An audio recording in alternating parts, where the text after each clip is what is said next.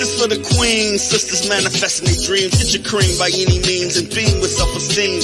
Beauty supreme and booty walk so mean. The way you fit in them jeans, you eat your cornbread and greens. Dance or a doctor, red wine or vodka. Redesign your spot and redefine your mantra. Retwist your locks and realign your chakras. Doing your squats and getting closer to God, huh? Brunching with your squad or taking a girl's trip. Adjust your crown, you God's gift to the world, sis. Celestial body, drink your water. Meditate, sun-kissed goddess, heavenly order. Levitate, tribe of Ashanti, black girl magic, melanin popping, whether you ratchet or lavish, whether you bougie or savage, you a gift and a treasure. You got to love a black girl getting a shift together. Black girls are getting a shift together. These black girls getting a shift together, man. These black girls are getting a shift together. These black girls getting a shift together, dog.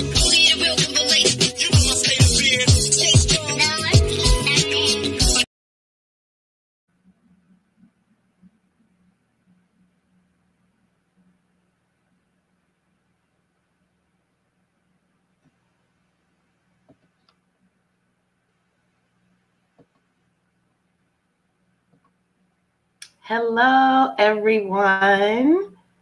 This is Ursula, and welcome to Black Girls Getting Their Shift Together. This is a podcast about mental health and wellness, as well as self-empowerment for Black women. I'll help you chase that dream, that fire from within. So once again, my name is Ursula, and each week I'm going to deliver relevant topics and resources that affect our community. So just remember, once we identify the issue is when the healing can begin. Welcome to season 2. Thank you for returning. I'm so excited. You know, we have a new look here. We have new resources, new guests, and some returning guests. And I'm also going to deliver some interesting topics that's lined up relevant to us. So I also want to mention a few things. I would love for you to come back tomorrow night at 8:00 p.m. Eastern Standard Time. I will have Sarah Komodo on. She's going to talk. We're doing a 3-part series. So we're on part 2 about narcissistic abuse. And Friday, we're going to have the lovely Dorcas, and she's an author. And the topic will be about suicide and depression. So with that being said, let me know that you're here. Type wherever you're tuning in from. You know, as a matter of fact, I want to give a special shout out to my global listeners. I don't know who you are, but I'm so blessed and thankful that you tune in. So whoever is in Nigeria, Ghana, Slovakia, Australia, Canada, whoever you are, send me an email. Slide up in the inbox on Black Girls Getting Their Shift Together on all social media. I really want to hear from you, and thank you so much. But also, anybody else here in the States, tune in, say hello, and if you're catching it on the replay, type replay. Let me know what you think. And more importantly, you can start a watch party with this podcast. I want you to share, like with 2 friends, and I really appreciate you commenting, but it would be beautiful if you comment during this live. It really helps us podcasters. So with that being said, we're going to talk about the body keeps the score. So I have a special guest. Her name is Celeste the Therapist, and she's based in Boston. So we have a few connections, and I'm excited to talk about that. But before I bring her on, I'm going to read her bio just so you know who we're talking to. So Celeste is a renowned therapist, mental health advocate, and best-selling author, and a podcast host, which is Celeste the Therapist. We're going to talk about that soon. And she is frequently quoted by the media as a mental health expert, including NBC News, Vice, Healthline, Bustle, and seen on Fox Soul TV. She holds a master's degree in counseling from the University of Massachusetts in Boston, and she's been in the mental health field for more than 15 years and believes in the power of living a conscious life. I love that part right there. That's huge. She has dedicated her personal and professional endeavors to breaking the stigma surrounding mental and emotional health, especially in communities of color. Celeste is the author of 2 books, Relationship Goals and 365 Days of Intentional Living. Her podcast, Celeste the Therapist, streams over 100 countries, and it focuses on the ways to shift your mindset and change your thought process. She's been in private practice since 2015 and currently conducts her practice online full-time. So you all can contact her if she's taking new clients. And she also has a 3-month program, which we'll talk about later at the end of this podcast. So with that being said, I'm going to bring this lovely sister on right now. Hi. And there she is. Hi. Hi, how are you? I'm well. How are you, beautiful? I'm good. I'm so happy to be here. I'm excited to have this dialogue with you. I'm just grateful to be here. And I'm grateful you said yes. I'm grateful for all the things you do. And I will share with everybody our other connection, how I connected with you, but I feel like I found a gem, so I want to share it to everyone. And you're that gem. So Thank you. You're healing people one podcast at a time, sister. That's the goal. That's the goal. I'm just glad that, without God's presence in my life, I think I could not have been able to do what I do. So I'm just grateful that I'm able to touch people. That's beautiful. Did I forget anything else in Nope. your bio? Nope, you're good. I don't feel like hearing my bio. Let's get talk. Let's do it. I just want to let everyone know that both Celeste and I are from Massachusetts. Had no idea until earlier this year. But today's topic is the body keeps the score. So I contacted Celeste because she has a lot of information about that. And my motivation for this topic is a little touchy, but I'm going to just be transparent.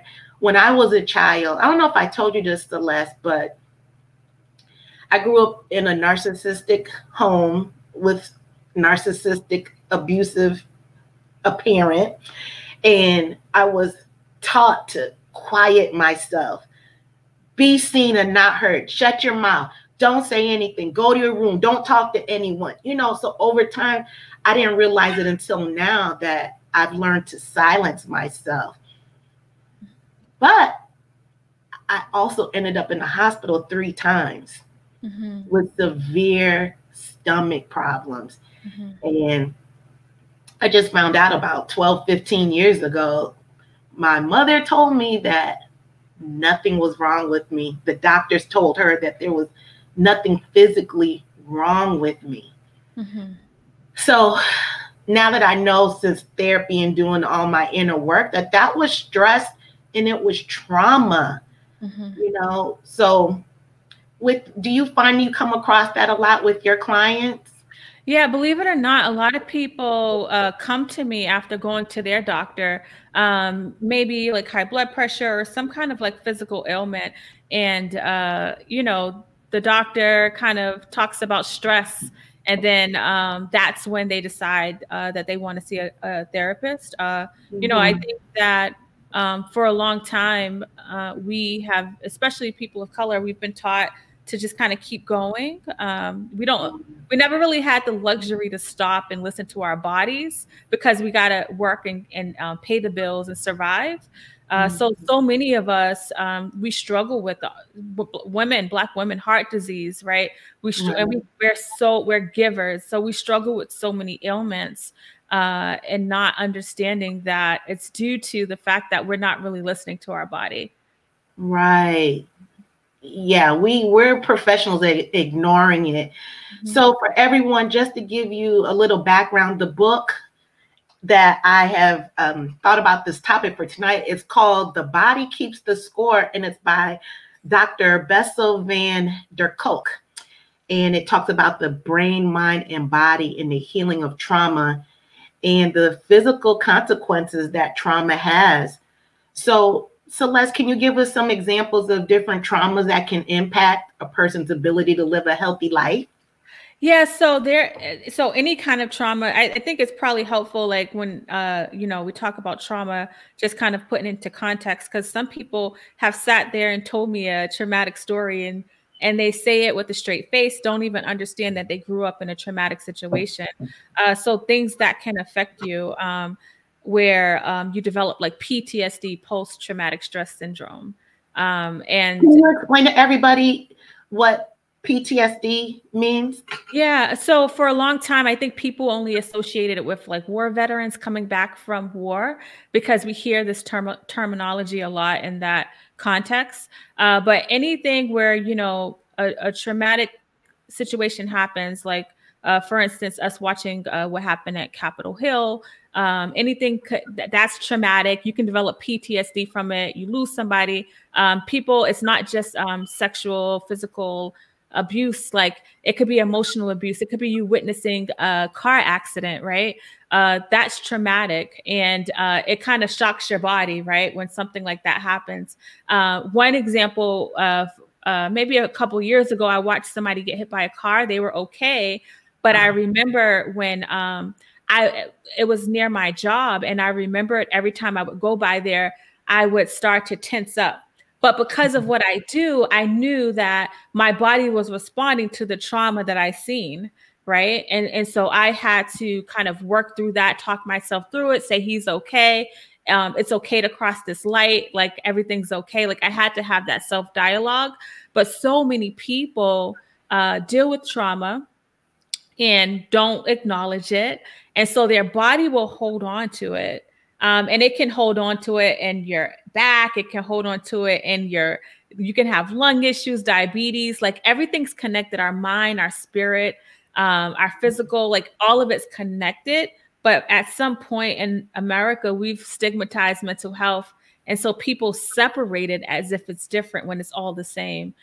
So, any kind of physical condition that happens can be brought on by a traumatic event, or by you not dealing with your mental health. Right. You know what? Now that you're talking, this reminded me when I was in college,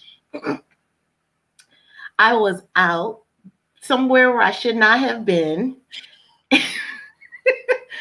And I got caught in the crossfire of a gun battle.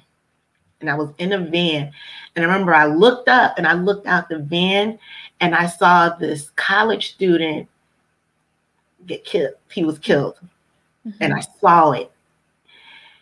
So after that, of course, that messed with my head, because I literally saw him, boom, and then he just fell to the ground and he never got back up. Well, even to this day, I'm better with it now, but years following it, I had no idea and connected it that whenever I was in the store, I would see blue jean top and jeans. That was back in the day, and I would get physically ill. Yep. And I did not know until processing everything decades later, that guy was wearing a jean top and jean bottoms. Yep. And it rattled me from the inside. But I didn't know that was trauma. I mean, you think about it, you watch somebody get murdered. Right. And I think that, so many of us, we not only live in trauma, we grew up in areas where there's traumatic things happening, that it just becomes second nature for us. It becomes norm. So we adjust our body in our system to the area that we live in, because again, we're great survivors, right? We learn how to survive. We may get physically ill, we may get anxious, but guess what? We just keep walking with that anxiousness. And so we just kind of continue our path and our journey in life in so much pain, because we're holding on to it. Does that make sense? Like we're holding on to all of that pain. Why do you think we hold on to it? We don't know any other way. I mean, if you're not taught, and that's what really led me to come on social media to talk about mental health, because I've held on to trauma. You know, it wasn't until I became an adult I recognized when I'm struggling, if I'm depressed or overwhelmed, my back starts hurting. I remember being in the hospital at 14, hunched over. The doctors is like, I don't know what's going on with your back. Nobody asked me if what's going on. Are you depressed? How you feeling? They gave me muscle relaxers. And I'm somebody where when I'm going through something, I can physically feel it in my body. Like I can feel that energy in my body. So, you know, I'm 19. I'm in the hospital because my oxygen level dropped. They do all these tests. They tell me that everything's fine. Maybe you should see a social worker. I literally take the IV out of my arm and tell them that they think I'm crazy because there's nothing wrong with me. They need to figure out what's wrong. I don't need to see a social worker. This is me at 19. And I always tell that story because I think when I talk about mental health, there's this assumption that I've always kind of been this woke about the way that we can live. But the reality is like, I never in a million years would have thought that I would be sitting here talking about the body keeps the score, because I thought these people thought I was crazy when they was absolutely right. I need to see somebody. I need to talk to somebody. And they had my oxygen level dropping, like, you know, physically manifesting in my system. So, you know, we don't deal with it because we don't know how to deal with it. Nobody talks about it. It's this taboo topic.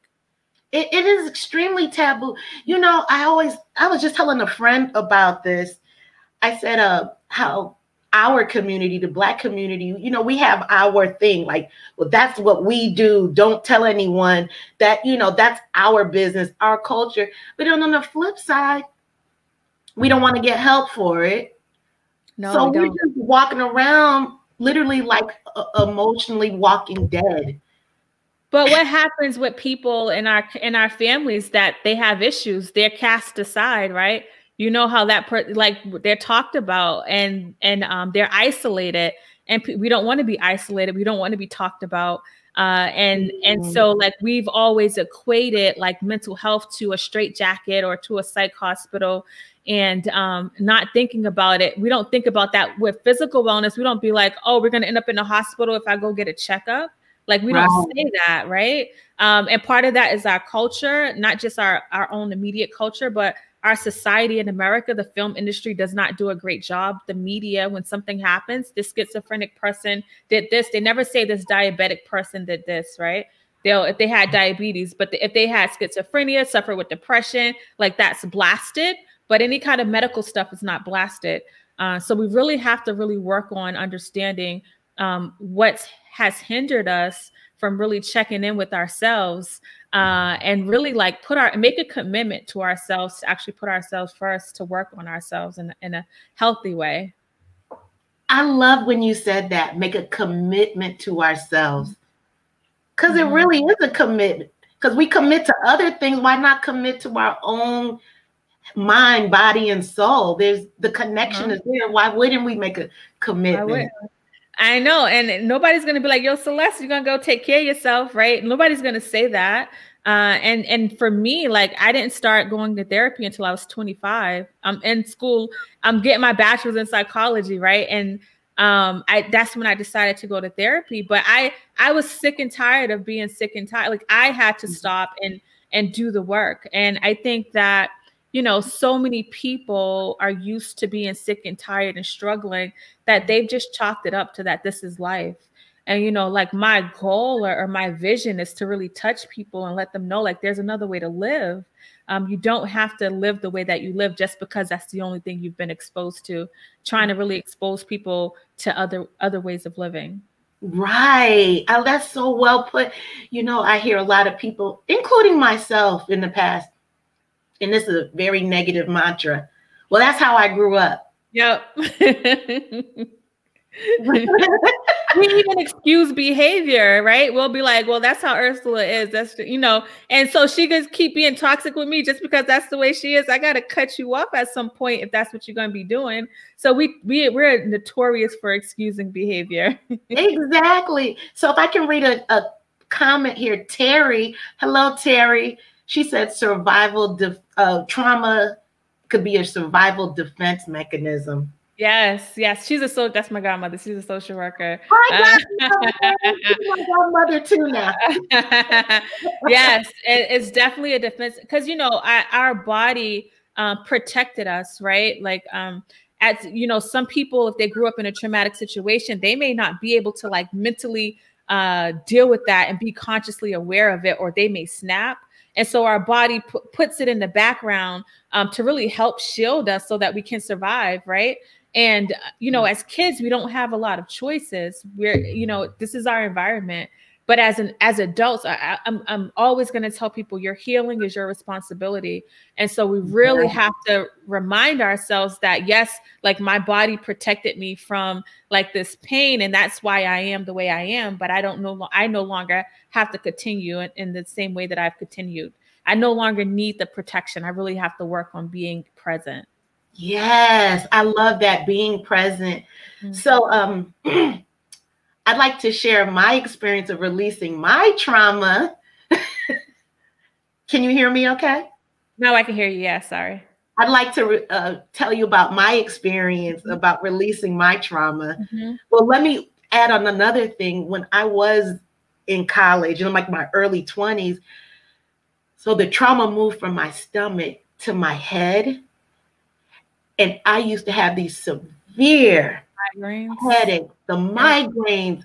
I mean, even 10 years after that, severe. And I remember going to the doctor, and this is before Imitrex came out. They wanted to do a test trial because they knew that I had such severe migraines. It was debilitating. And I had taken so many Tylenols or whatever it was. They had to test my liver because it was just like having candy. I couldn't get rid of it. I get rid of it. It was bad. It was bad. So and our country, they do everything it's about profit. They don't really look at the holistic approach. And I'm really big on decolonizing mental health so that people don't think that like I need this medicine to be okay. Medicine helps. Like I don't have any issue with it. But I think that I'm not just talking about psych meds. I mean, even the medical, the things for our physical body, they're just quick to give that to you as opposed to asking you like, what's going on? Did you like some people may have just had a loss or a traumatic event. And so it's like, why wouldn't you be experiencing the things you're experiencing and help normalize it so that you're not thinking that the world is crashing in on you because of all of these things. And you can work on really challenging those feelings, releasing them. Like that emotional like release has to happen. And most of us don't know how to do that. We don't. Well, with my release, listening to you, everyone, you all need to go on to Celeste podcast. I put her link in the show notes right now. But look at it after this. But hey, Tanya. But I was doing a binge on your podcast, and I remember you were talking about it comes to a point where you have to you go from an abuser, being abused, to being a survivor, to being a thriver. And that was July 6th of 2020. At 6:04 p.m. I'll never forget. And I went into my bedroom. It's like literally something clicked in my head because I just was replaying what your podcast, with that particular episode. And I went in my bedroom and I cried and cried. And I literally felt the trauma coming from here and out of my mouth. I can't explain it. That's just the best way I can. I felt like lightning bolts coming out of my fingers and my toes. And it was just that one sentence that you said, and not to negate all the hard work I put in, but when you just listening to that one sentence, and I released that trauma. And just like I said earlier, now I have this creativity funnel. The portal has opened. Yes, that's good. And what Ursula is talking about, when she talks about the one sentence and she says not to negate what she's done, because what happens as we're on our healing journey, and we're creating this environment to work on releasing the trauma, you know, you're getting seed, like for instance, a tree, right? A tree needs to be watered. You know, if you're going to have a tree grow, it needs sun, it needs to be continued watering. If it's not in the sun or no water, it's not going to grow. And so you continue to do the work. It just so happened that that line was the thing that clicked, and it was able to bloom that way. And I think that, like, that's important, like, caveat for people to understand, is that when you continue to do the work, even though it may not feel like anything's different or shifting, know that it's happening, right? Know that the work is being is working. You're being worked on if you just continue to go along that journey. I always say, like, something's going to happen. When I talk to my clients, I'm like, there's something that's going to click if you keep going, because your body has no other choice but to fall in line with the environment that you're creating for it. And so you did that, like, you did that work, and that's amazing. And it's beautiful to see. And then to be on here and talking about this is really amazing. Thank you. Yeah, it's something else. And that's why I did start this, because I mean, so much has been happening in a great way, phenomenal way. And it's just to share to everyone. It's unfortunate if we've gone through or grew up in an abusive home or had abuse done to you, like myself. You know, I grew up and it was a horrible childhood. Mm-hmm. But if you do the work, like you just said, your body will fall in line with the mind. It just that click was amazing to me. Nice. Looking at, I said, you know, looking at what you have and not what you don't have. For people that are, like, listening to this and thinking about, how can I do the work? I may not have a therapist, or I may not have X, Y, and Z. I may not have the funds. I may still be in this current environment. Really honing in on, like, what you do have, and then really building on what you have, because I do believe that God gives us everything that we need, but we really have to tap into it. That touched me. Oh, good. Oh, I'm gonna cry.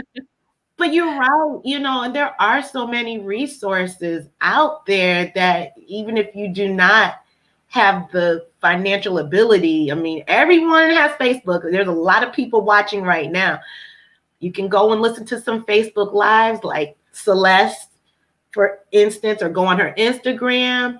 Or I have a beautiful friend named Sarita Ibrahim. If you all go to her site, The Whole Therapist, she has phenomenal lives that go on. And she has a program, but she has lives. You can listen to that. I get that click in my head every time I listen to her or you. So, you know, no excuse, everyone. Yeah, and I think the reality is, like we started off, we have to make a commitment, right? If I wanted to, you know, when I was wearing my weaves, I was looking for the best person to do my weaves, right? So, like, we make space and we commit to what matters. And so once we remind ourselves, or we understand that our mental health matters, because it literally controls everything that we do. You know, we will do the work to make it happen, but we have to make a commitment to doing the work and releasing that trauma. Absolutely. And you're right. And make yourself responsible. Don't put it on anyone else, because it's us. So I have another question. So how does trauma affect a person's ability to form relationships with other people?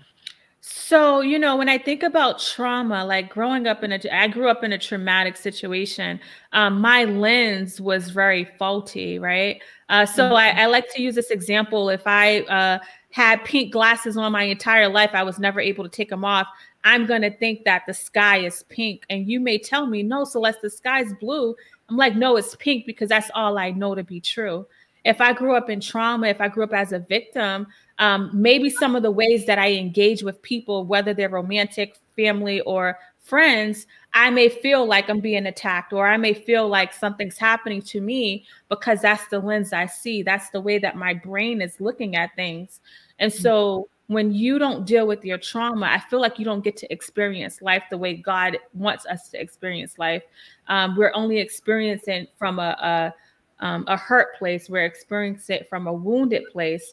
And so if we want to work on experiencing the abundance of life, and we start working on our healing, eventually I'm going to start to be able to like clear off those lenses.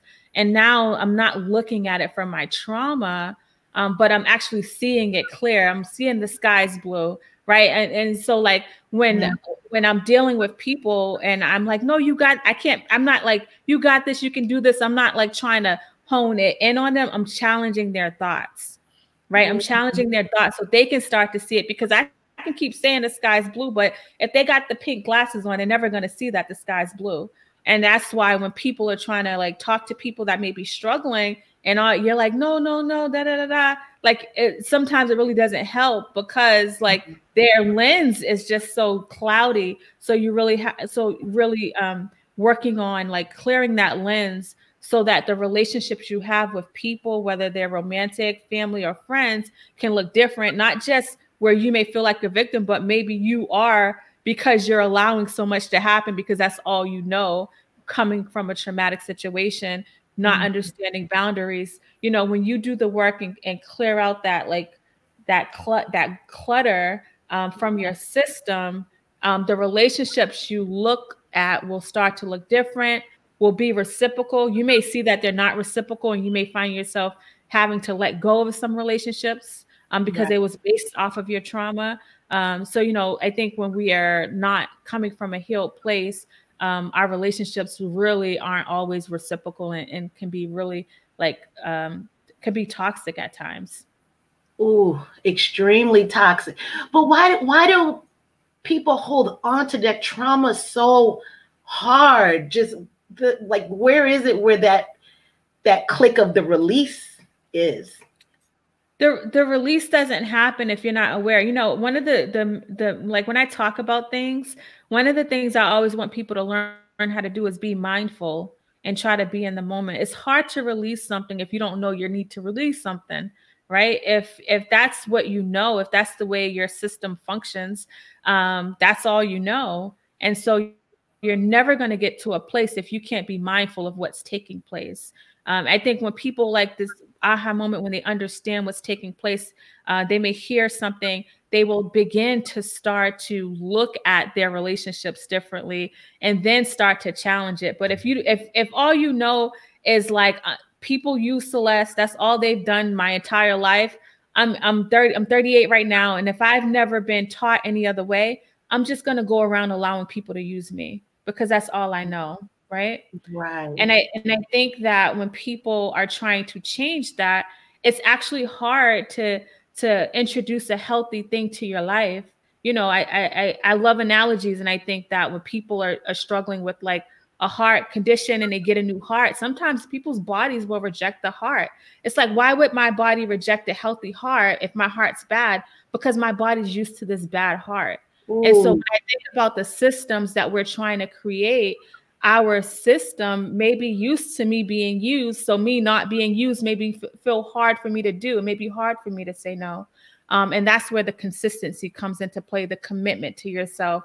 And so that's why people hold on to it. They may try to start to change, but then it's like, it feels hard to do because they're not used to it.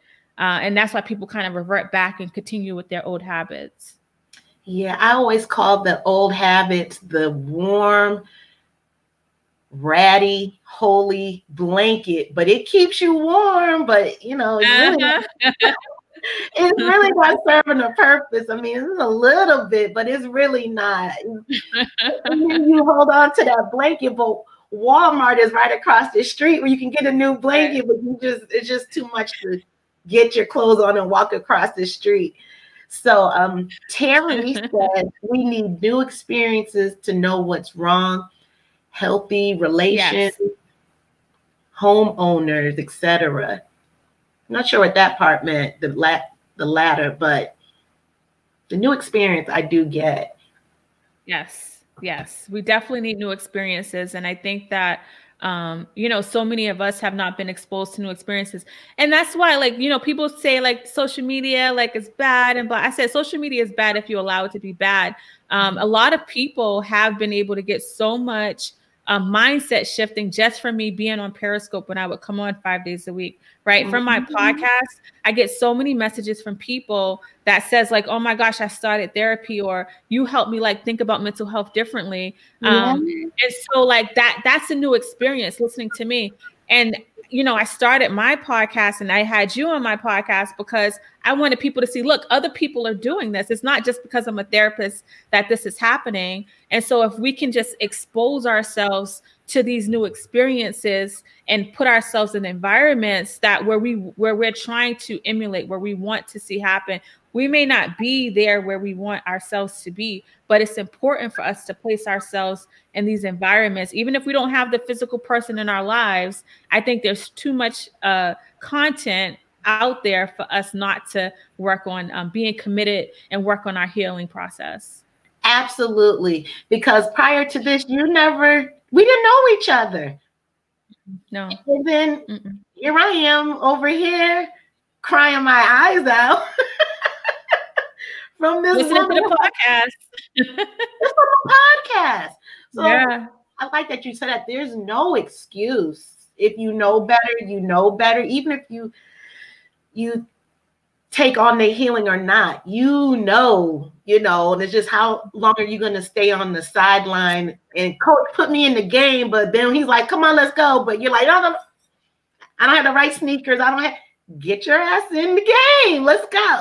I know. And the beauty of our healing is that because it's my responsibility, I don't got to wait for nobody to work on it. Right.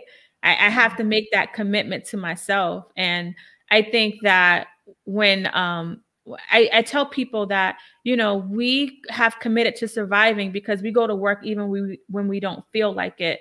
The things that we need to do to work on living and not just surviving requires a lot of discipline. And it requires us doing things that we don't feel like it. I don't feel like waking up in the morning to go for a walk, but I need that. I need that to be okay. So I'm thinking about my why. I move forward intentionally with my life because I'm focused on my why.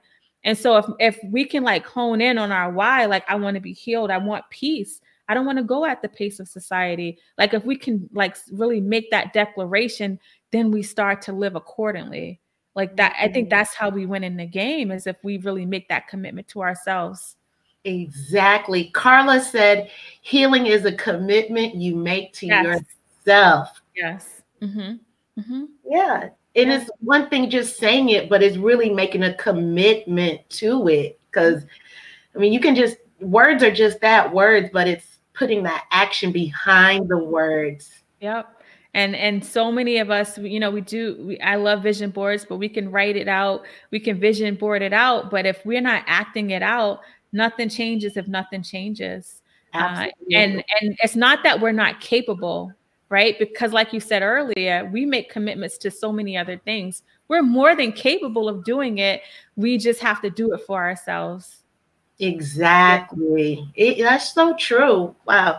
So what are other ways that trauma looks when it shows up? The few things I can think of can be people pleasers, someone who's constantly angry. A big part is not living out our purpose, right? Not going. What do you mean? So, as far as like if we come from like a traumatic place or we're stuck in the past, and, I feel like all of us have a purpose. Like, I think that my purpose is different from your purpose, and it's all important. And then so people don't end up following their dreams because of fear, because of so many different things. So if I'm dealing with all this trauma, my brain is cluttered. I'm not able to have clarity around the things that God has given me to do. And so when I work on clearing it out, I'm sure as you begin to clear out the things that you've been struggling with, now there's more clarity around your vision and the direction that you want to go. Yeah. And so I think trauma shows up where it kind of stops us from living the way we should be living, right? And if we really think about that, like that's another reason for our why. It shows up with our relationships with our with our kids, with our spouses. It shows up in the way that we just show up for people. And it's all going to look different. That's why trauma is so complicated, because it all looks differently. Some people can just be a workaholic and you wouldn't think nothing's going on because they work, and that's what society says you should do. Or they may be going to school, right? But they're not happy. And I think that if we really start to look at like where we are in life and not where society says we should be, right? And look at where we are and kind of focus on that, things start to look different. Guilty. A lot. That's a common thing. And you think about, like, I tell people, when because I hear this a lot in my sessions around, well, I'm not here, I thought I would be there. And that's like societal standards when you think about it. But when you think about society, who wants to go at the pace of society? Society's chaotic. I never want to subscribe to societal standards. And so if we really work on just kind of where are we right now, where we want to be, and not look at it in a timeline sense, that's important. But, when we're stuck in our trauma, we're just feeling so stagnant, and we're always feeling like we're behind because we're so stuck in that space. Exactly. I always think of it as if it's Thanksgiving and you're preparing your Thanksgiving meal and you walk in that kitchen and there's dishes everywhere and on the countertops, the dishwasher is full, but you're expected to go in and create this beautiful meal, but it's too much going on. So you're right, you got to clean it all up. Then you can prepare and it's a nice, beautiful meal, and you don't have to think about it. Oh, Terry is rolling. May I read another thing she says? Pay attention to why we do things. It could be working to avoid trauma at home, but it looks like you're on the grind. Yep. Mm-hmm. It looks like I was that person. I was going to school. I was like working. It wasn't until, so for me, I was going to school. I was working. I always had a job since I was 14. I had a job. And when school stopped is when it started to hit me, because I didn't have nothing to fill that void, right? Like I go to school, I'm doing all this homework and stuff like that. And so now there's this space because your system is like, Celeste, you're ready to deal with this. You're ready to deal with this. It gives us signs. We just ignore it. People that struggle and have anxiety attacks or panic attacks, they don't start with a panic attack. There's things that are happening before that panic attack that we're not paying attention to. Our brains and our bodies are amazing creatures as self-healers, but we ignore so much to the point where we need so much intervention to change how it is. When we don't have to wait till the doctor says something to do something, we have to start to really be still and pay attention to what it's saying, because it's always screaming at us. And but we don't pay attention to that. Right. I like what you talked about the brain. Can you give our listeners some your thoughts on like literally how the brain works? I remember reading an article that talked about the amygdala, and there was another something I don't in the know book. all the terms either, Ursula. But I'll say amazing. They're talking about like the amygdala hijack, how it keeps you in a constant state of fear. So, with the brain, I think that, it's amazing. It can work on, we can change the way things operate. We can learn new things, but our brain needs structure. And some people's structure are around just being in trauma or being in toxic situations. Some people, you see them, they're in these relationships that are toxic. You're like, why do they keep getting into the same type of relationship? Because that's what their brain knows. And so I have to understand that I'm in this toxic situation and work on changing it. And I have to be intentional about the process of changing it. And so I always give this example of like my kids and, getting them to brush their teeth. It's something that I'm consistently reminding them about doing, something that our parents probably did with us, but now nobody reminds us because there were systems put in place to make sure we brushed our teeth. When it comes to really trying to like go from like living in a place of survival to living in a place of living, we have to be intentional about that process. It can't just be like, let me listen to this podcast. What am I going to do after this podcast to like implement the things that I've just heard? Where am I writing it down?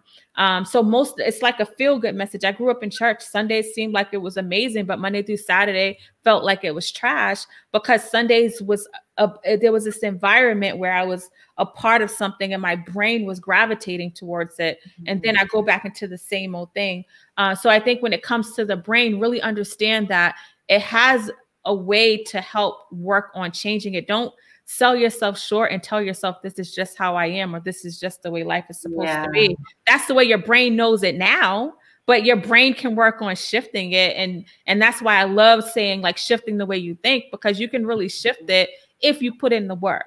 You just can't pray about it or hope it happens. Got to make that commitment and put in the work. You know, your cousins love to say, pray it away. That's your people. No, that's our people. That's our people. It really is our people. And that's a whole nother topic that I will be discussing in mid-February.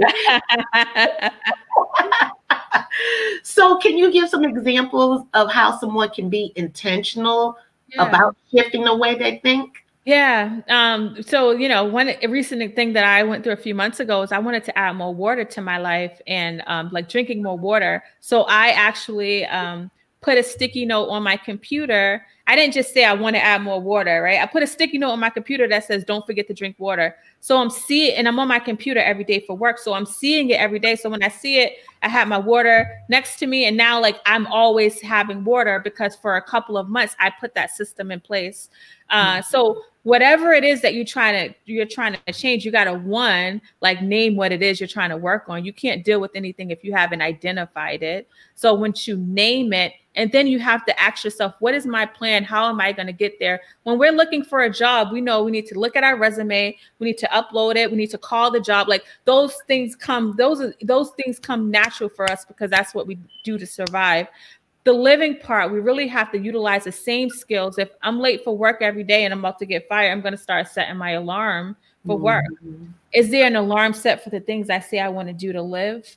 Or is it in my calendar, the way I book my hair appointment or my nail appointment or whatever it is that you book? And so, like, the living part, I feel like we missed the mark because we're not intentional about setting a plan to make it happen. We say we want to do it and we have good intentions, but we're not intentional about it. Does that make sense? It makes sense. So what I hear you saying is you have to put a structure in place. Yes. Well, no, identify the problem, issue, put systems in place, be intentional. Be specific and intentional. Yes. And then have an action. Well, move on it. You got to move. Yeah, the action place, right? It's the action piece that has to happen in order. And you have to be consistent, knowing that, things as you're trying to shift, things in your life, people in your life, you'll start to question it, because remember, you're in an environment that was based around your trauma or based upon the unhealed you. And so as you're trying to shift and change, remember, it's not that they're changing. You may notice that they're using you all the time. You can't get mad at them, right? Your healing is your responsibility. So you have to be like, dang, I didn't realize I put myself in a position to be used. If I say, like, why you keep using me, I'm putting you in power to change how you treat me. But if I say, why am I allowing you to use me, right? Then I'm putting myself in a position to make the change happen. And so, like, the consistency has to happen, and the acknowledgement that you are changing. So you're seeing things clear. You're letting that lens off. So you're starting to see the environment that you've been in. And sometimes people, you start to feel like bad or what was wrong with me. Just remember, like, that's you. Some people, we're not talking about the inner child, but some of us have been in a place where we're operating from an emotional 8-year-old place where that trauma took place, right? So, you got to have grace with yourself when you're going through this process, because you didn't have the tools that you needed. So you may gotten older. You may be 38, but you're emotionally in a different space. But once you start to talk to that inner child, and once you start to acknowledge that, then you really got to have grace with yourself for what you didn't know. and continue to move forward. Oh, you are preaching something. Let me tell you, until recently, since really over the past 2 months, I have for the first time talked to some family members like the adult woman that I am. You know, I'm only 28. Yeah. I know. No, but I really started talking to them like the 49-year-old woman that I am, and not as the adult child. Yeah. And it was that click happened, and that was just in November. Mm-hmm. Mm-hmm. Woo.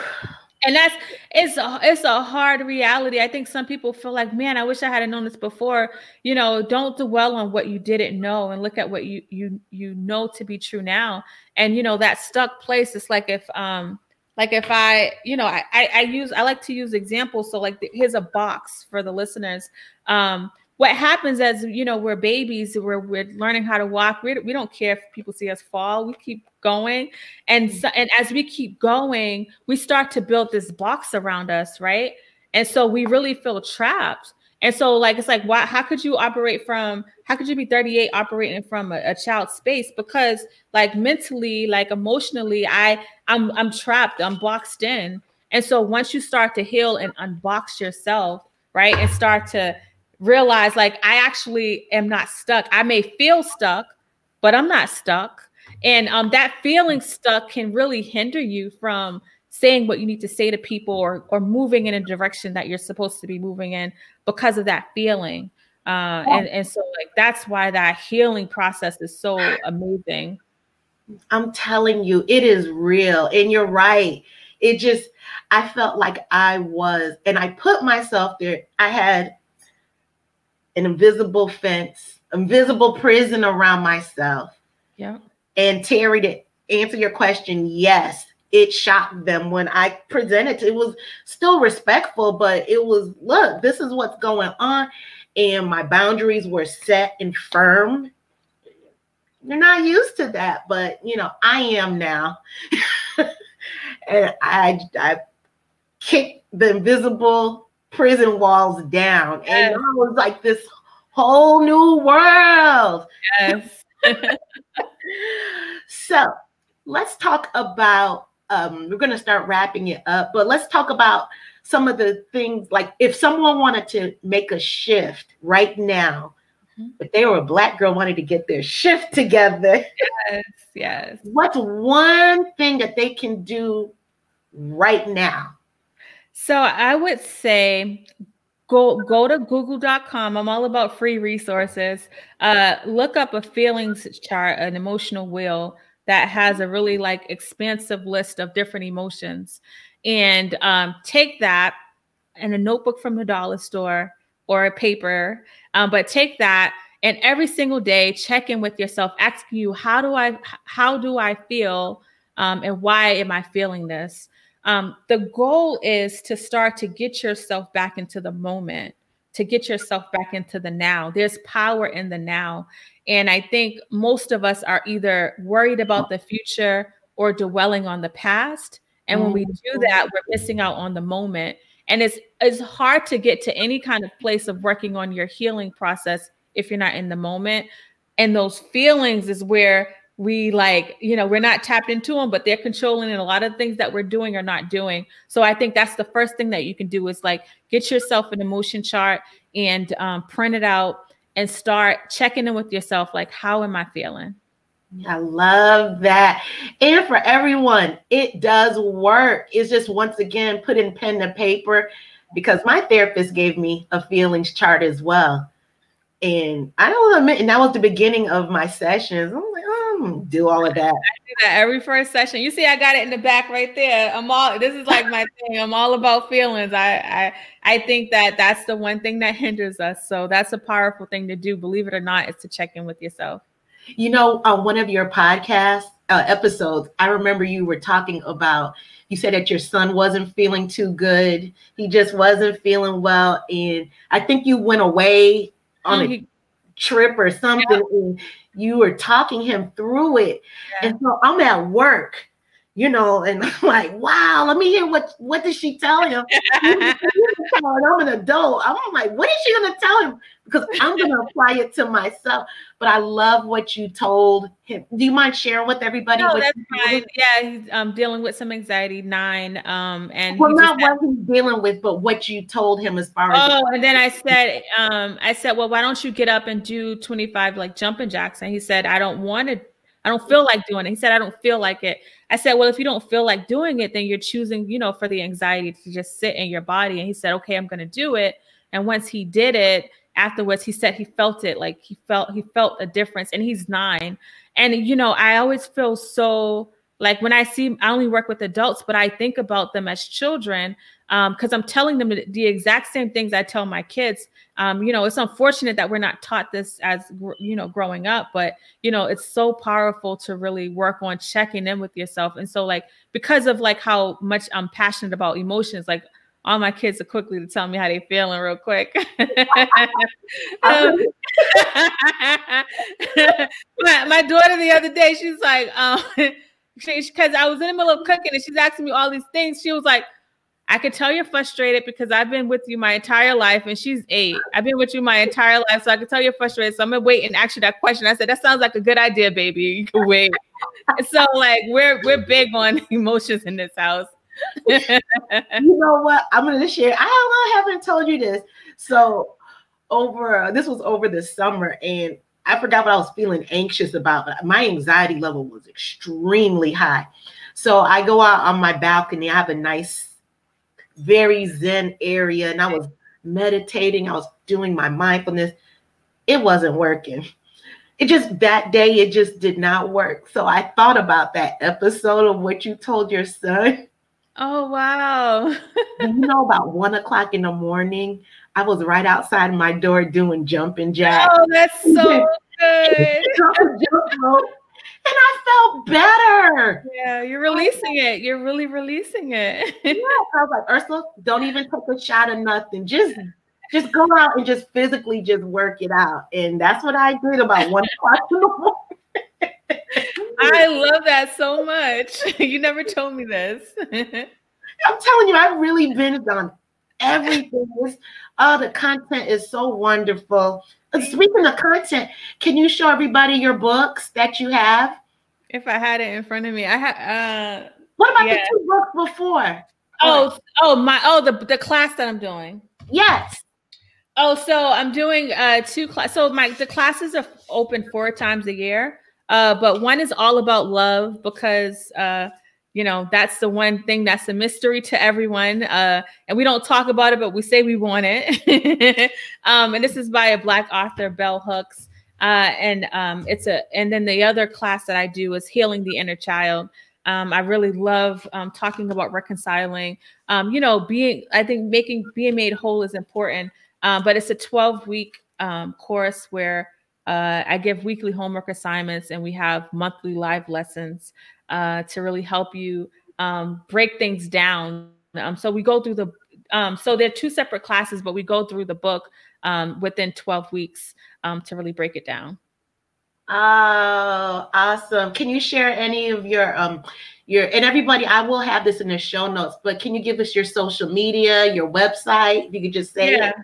So you guys can follow me, Celeste the Therapist, everywhere. I'm on all social media platforms. And also my website is celestethetherapist.com as well.